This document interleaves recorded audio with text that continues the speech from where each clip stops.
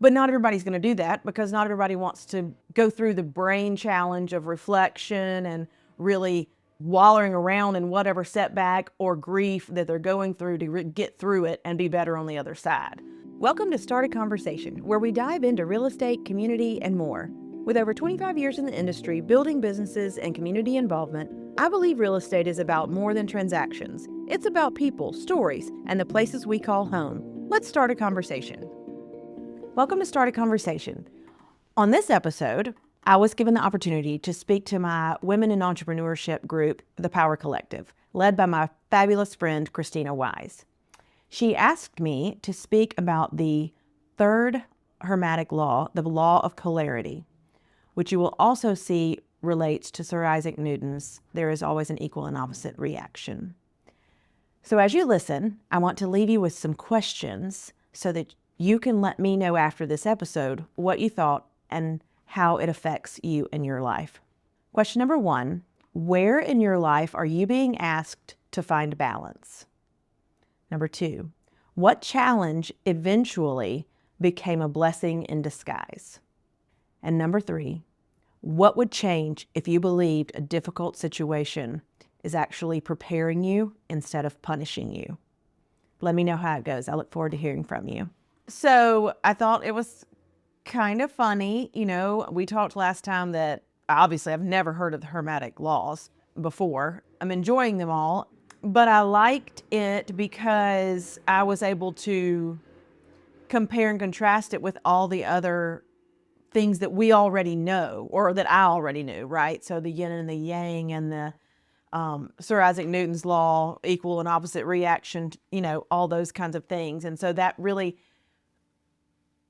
brought it to what I could understand, you know. So I was going to start with one quote that says, "You're not confined to one moment, one emotion, or one season. You're always capable of shifting," which kind of plays into several of the things that it was talking about. And the Kybalion, it says everything is dual, everything has poles, and everything has its pair of opposites, which I was like, okay, I can kind of get behind that. I just needed some more information to really make it make sense to me.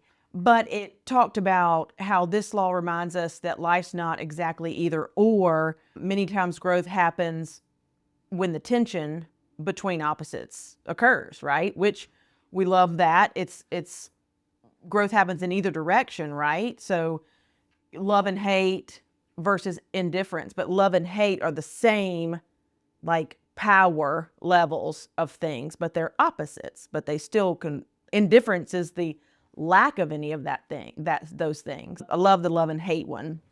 The other one that really spoke to me was about opposites are connected, which made me think about, obviously, you know, Trisha and I, and how, you know, we worked well together, but we definitely were not the same people. Being connected both through failures and successes, and the people who really get through it have a certain mindset, right? They overcome, you know, the fear to get to courage, or the scarcity to abundance, and those kind of opposites that are always in the same vein, except you've really got major shifts to make to get to those parts and places. It says challenges often reveal strength. And I was like, yeah. So another way to say that to me is you fail your way to success, right? We've all got those stories. So that's, you know, kind of some of the stuff that, you know, chaos to peace. And that's very much individual to me. Chaos and peace don't seem like opposites and polarities and stuff like that. It just seems like some people really like to thrive in chaos. It wasn't really negative and positive, and other people just truly cannot get there. They don't understand about it being nonsense until it makes sense. And so that was one of the things that also spoke to me.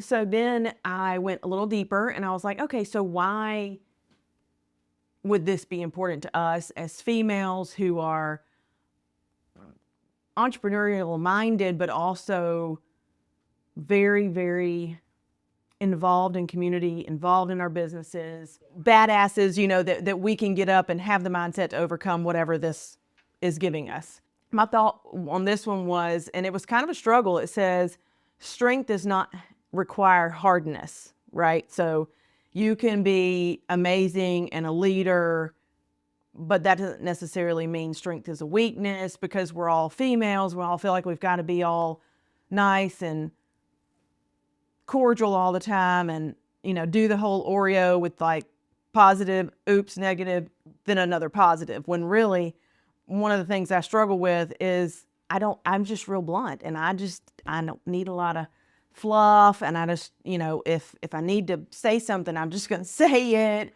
But you can still lead with compassion and empathy and stuff like that, even though we feel like sometimes we're not given that platform to do so.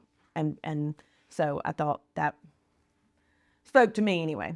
And then the second thing that we struggled with was rest versus ambition. Those were the two polars that I was like, oh yeah, for sure. But really have to lean into self-care for myself personally, because it's not laziness, and, having to remind myself that it's not laziness, and it's part of what we need to be better humans, not just better leaders, better moms, better spouses, better whatevers, but better humans overall. We, if we rest and we get a good night's sleep, or we take some time off and go to our favorite place and breathe salt air, or all of those things, it makes us better. And speaking of Trisha's trip to Italy, we should all be European, so that we we do rest in the middle of the day, because as Americans, I think that's what, really spikes this, is like, not everybody is the way we are.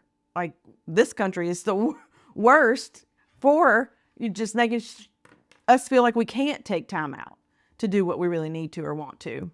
So the third one was pain versus purpose. I don't have a ton of the pain versus purpose, because it talks a lot about grief and turning that into compassion, but then also the pain of leadership, because we've got that. We all have gone through it.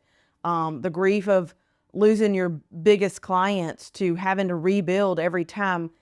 Some similar to, failing your way to success, but other parts of it are turning those failures into wisdom, the setbacks into really reflecting on those and making sure that we see things differently moving forward. That's probably the optimist in me talking, but, always taking those things and making sure that we come out the other side of it.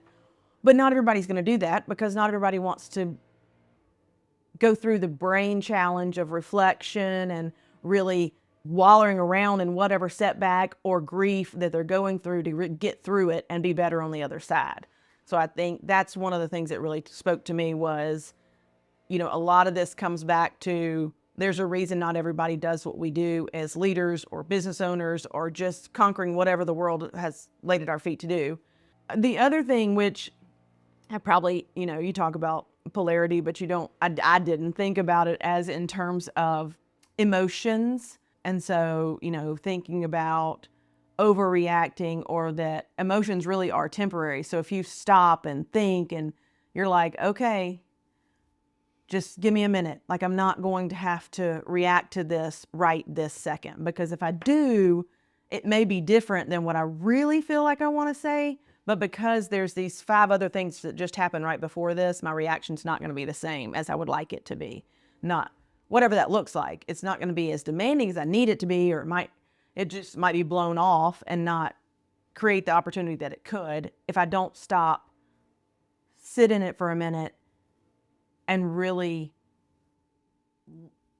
check in with every emotion that might be there for us. It talks a lot about seasons as well, and I think we've all been through those. While emotions are temporary, I do feel like as women, we have so many different seasons that we go through as, moms, as spouses. All of those things are really important for us. Hormonal. Right.